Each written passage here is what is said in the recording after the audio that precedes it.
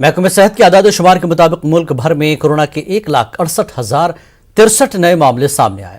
69,959 لوگ کورونا سے صحت یاب ہوئے، جبکہ گزشتہ 24 گھنٹوں میں 277 افراد فوت ہو گئے۔ مہاراشٹر میں 33,470 کورونا کے نئے معاملے درج کیے گئے۔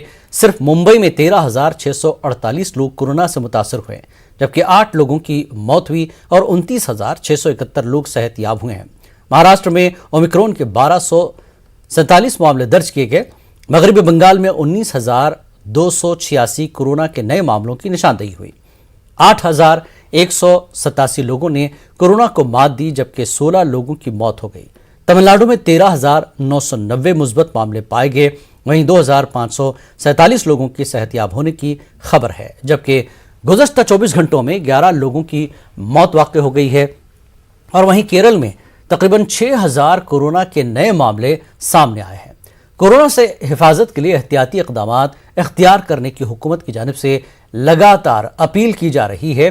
ہندوستان میں 8 لاکھ سے 20,000 سے زائد ایکٹیو معاملے درج کیے گئے ہیں، جبکہ اومیکرون کے 4,461 کیسز پائے گئے ہیں۔